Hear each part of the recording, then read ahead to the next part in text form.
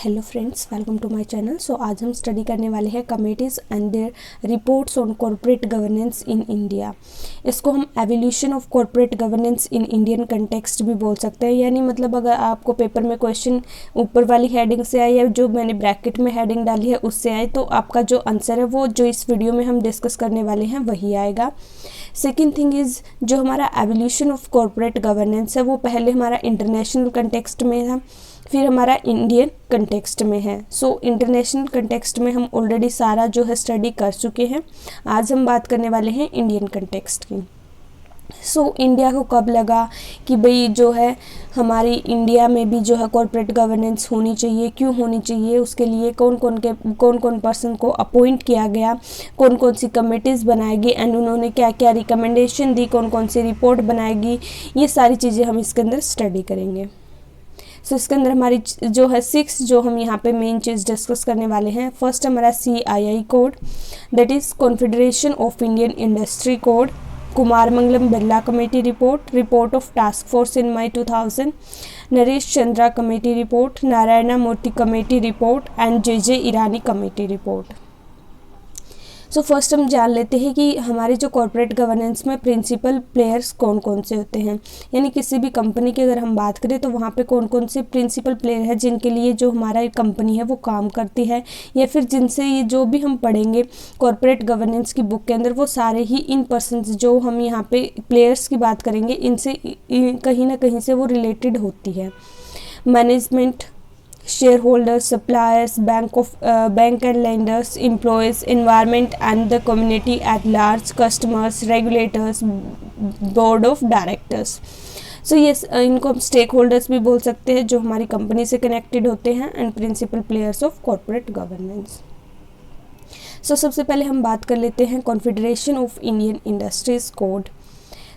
पहले तो आपको पता होना चाहिए कॉन्फेडरेशन का मतलब क्या होता है। कॉन्फेडरेशन का मतलब क्या होता है, एक ऐसी ऑर्गेनाइजेशन जब हम स्मॉल ग्रुप्स की जो हमारी ऑर्गेनाइजेशन है उन सबको ज्वाइन कर ले एक साथ, तो वो हमारी जो एक तरह से जो छोटी ग्रुप्स को हम ज्वाइन करेंगे और जो वो एक ग्रुप बनेगा ना टोटल, उसको हम बोलेंगे कॉन्फेडरेशन।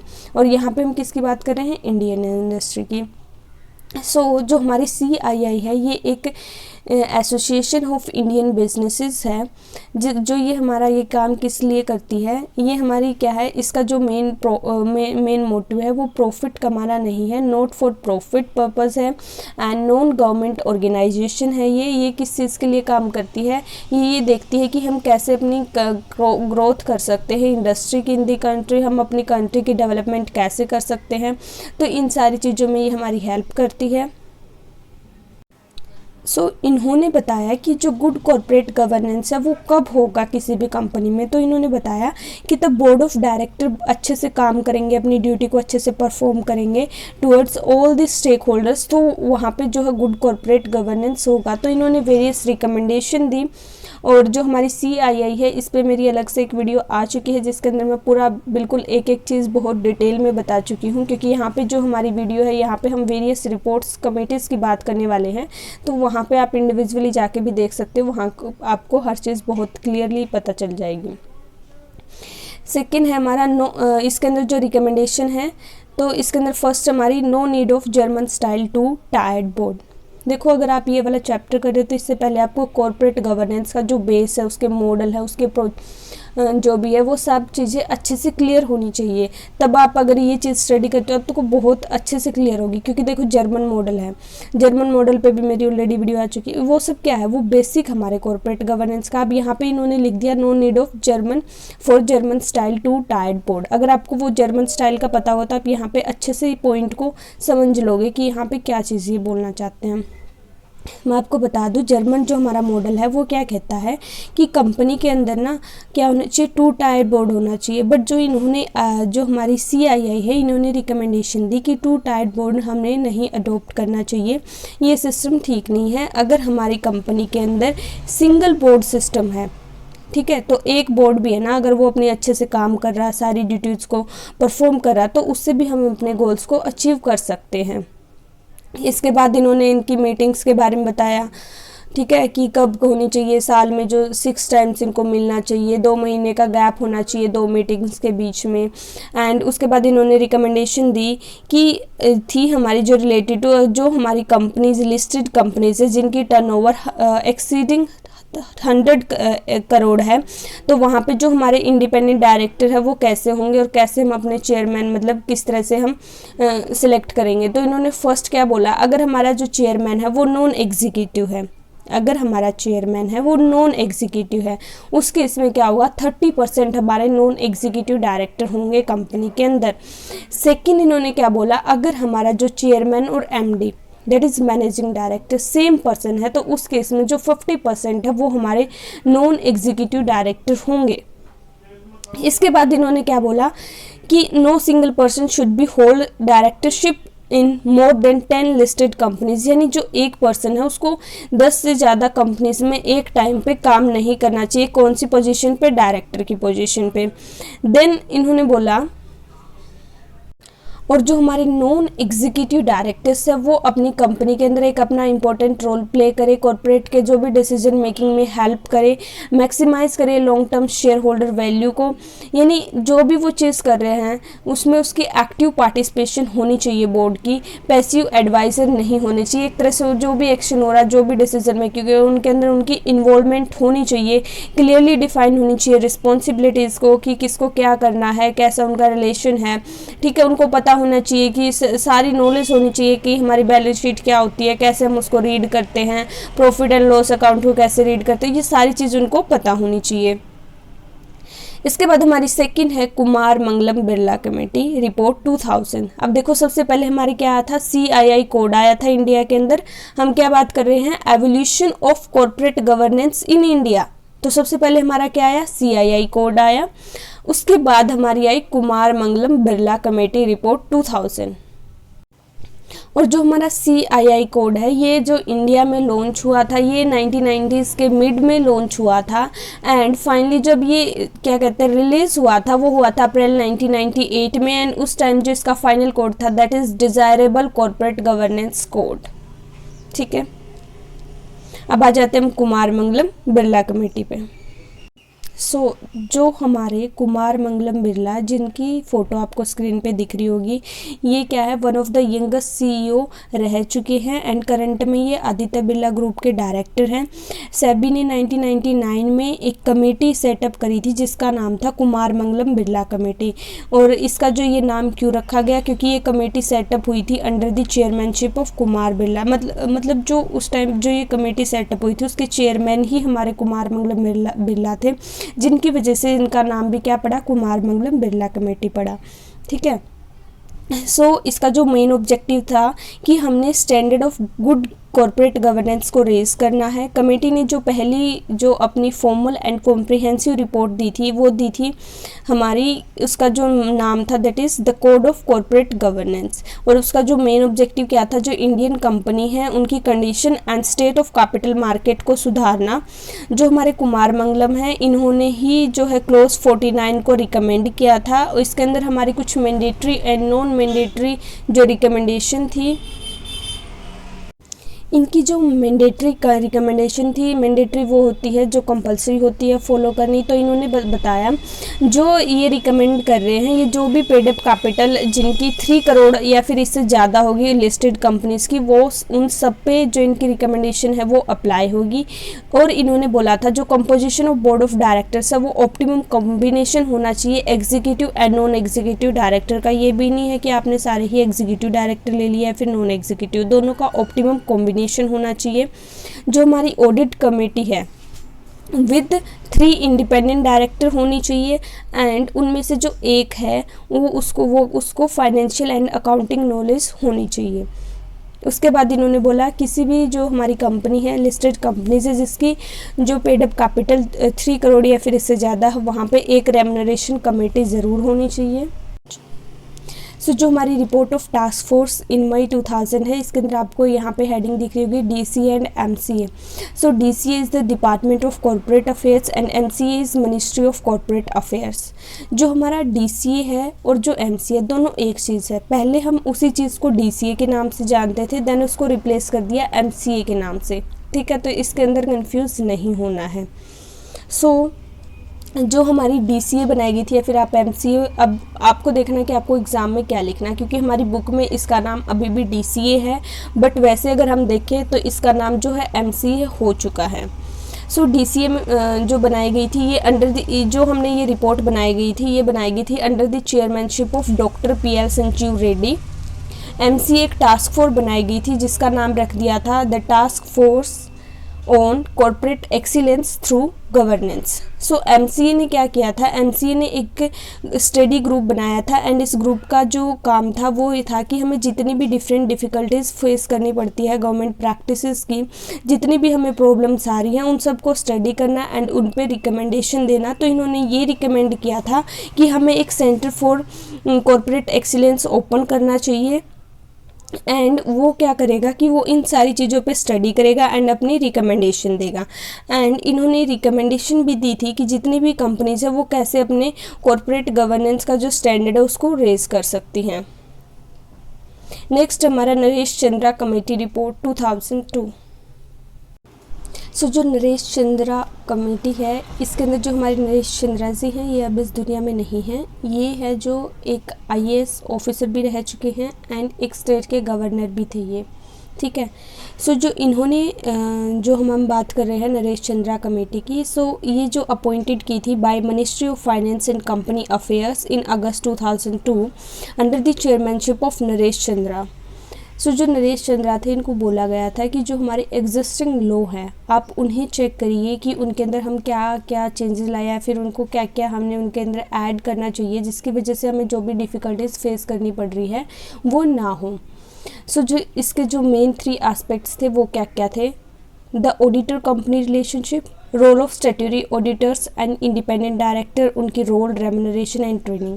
इन 3 चीज़ों का जो मेन एस्पेक्ट्स था वो था इनका नरेश चंद्रा कमेटी रिपोर्ट का, एंड इसको हम committee on corporate audit and governance भी बोलते हैं, राइट।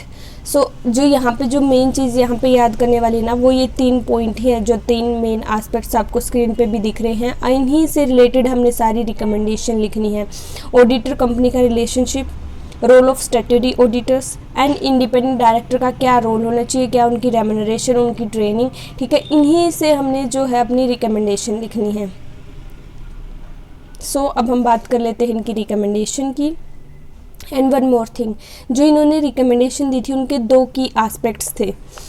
2 की एस्पेक्ट्स कौन कौन से थे, financial and non financial disclosure, and second था independent auditing and board oversight of management, ठीक है। सो अब रिकमेंडेशन की बात कर लेते हैं। इन्होंने जो रिकमेंडेशन दी है वो किस किस चीज़ से रिलेट करती है। फर्स्ट हमारी disqualification of audit assignments, list of prohibited non audit services. अब देखो ये सारी हमने मेन एस्पेक्ट्स में फर्स्ट पॉइंट ही पढ़ा था, ऑडिटर कंपनी रिलेशनशिप, यानी यहाँ पे जो हमारे ऑडिट से रिलेटेड ही है। देखो पहले वाली 3 compulsory audit, partner rotation, then auditors disclosure of contingent liabilities, ये सारी किससे हमारी वो 3 मेन एस्पेक्ट्स हमने याद करने हैं, उन्हीं से रिलेटेड हमने सारी जो है रिकमेंडेशन लिखनी है। Management certification in the event of auditor replacement, auditors annual certification of independence, then हमारे CU and CFO certification of annual audit account, then setting up independent quality review board, then हमारे defining and independent director and their percentage, मतलब independent director का यहाँ पे पूरा role हमने यहाँ इन्होंने बताया था कि भाई कितने डायरेक्टर होने चाहिए, क्या उनकी परसेंटेज होनी चाहिए, कि कैसे हमें उनको ट्रेनिंग प्रोवाइड करानी चाहिए, उनका क्या रोल होगा कंपनी के अंदर, और जो हमारा मिनिमम बोर्ड साइज़ कितना होगा लिस्टेड कंपनीज के अंदर, ठीक है। ये सारी चीज़ इन्होंने बताई थी। नेक्स्ट हम बात करें अगर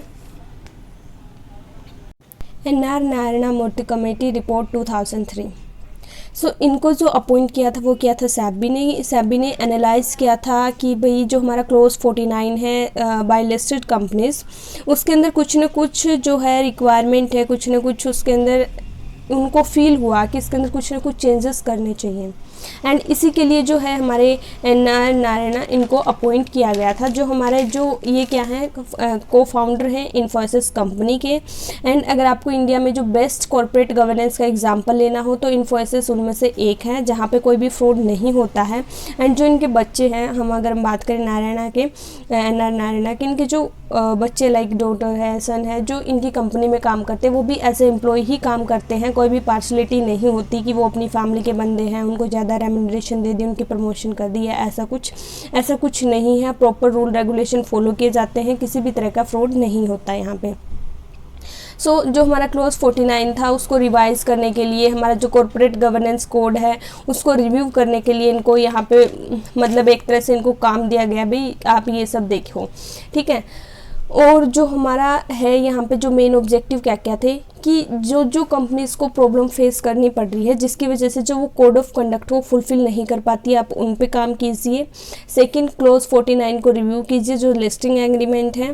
थर्ड था कि जो हम कोड ऑफ जो हमारा गवर्नेंस है उसको हम कैसे मतलब जो हमारा कॉर्पोरेट गवर्नेंस के स्टैंडर्ड को रेज कर सकते हैं, इम्प्रूव कर सकते हैं, उस पर आप जो है अपने सजेशन दीजिए। एंड फोर्थ था कि हम अपनी जो कंपनी की है वो ट्रांसपेरेंसी को कैसे इंक्रीज कर सकते हैं, ताकि जो है वो काम अच्छे से हो, ट्रांसपेरेंट, कुछ भी हाइड ना हो, किसी भी तरह की कोई भी फ्रॉड वगैरह ना हो। तो जो ये मेन फोकस एरियाज थे वो ये थे। एंड इनकी जो रिकमेंडेशन थी वो क्या क्या थी?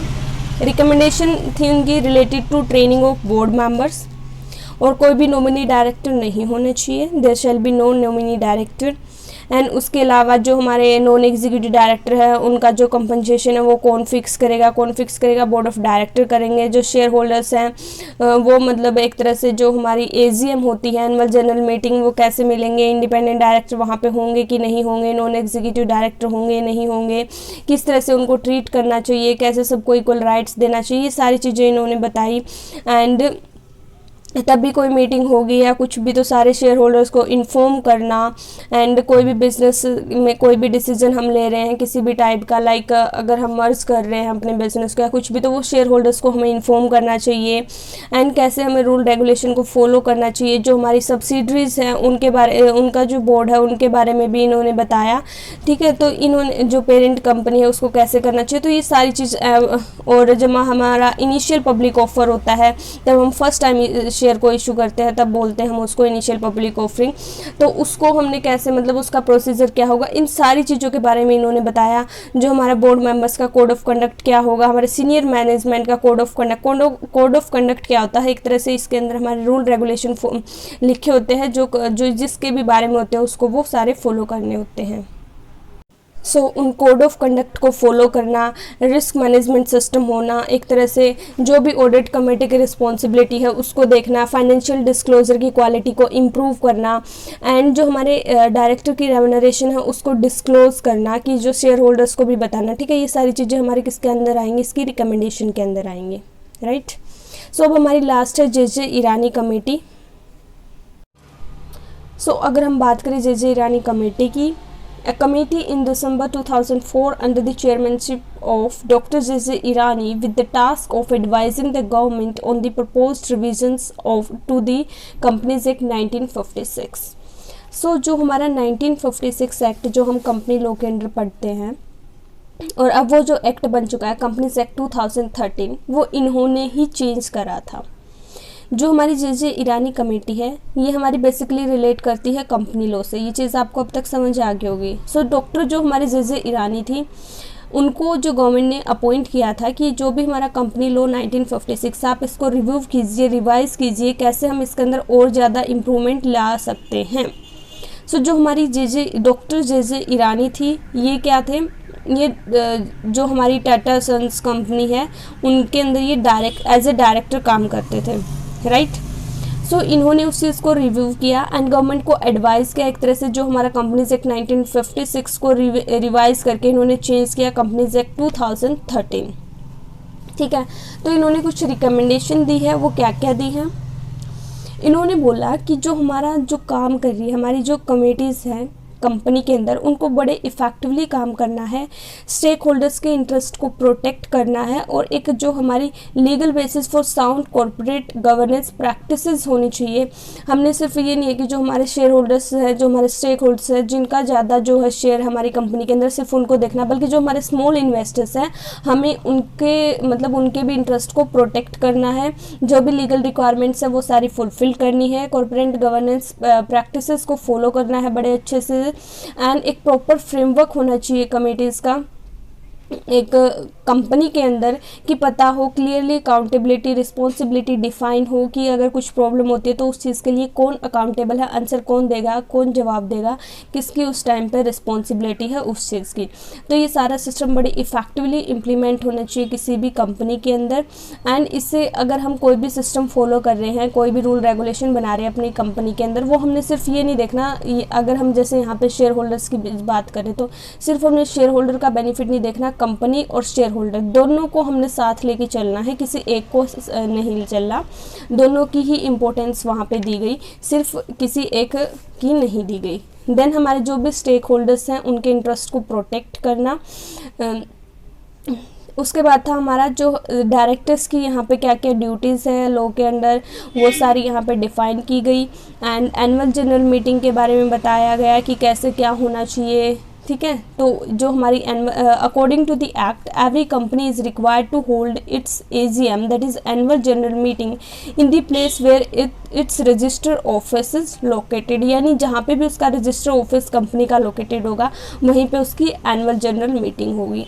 एंड और भी जो इससे जो एनुअल जनरल मीटिंग से रिलेटेड इन्होंने काफ़ी जो है सजेशन दिए।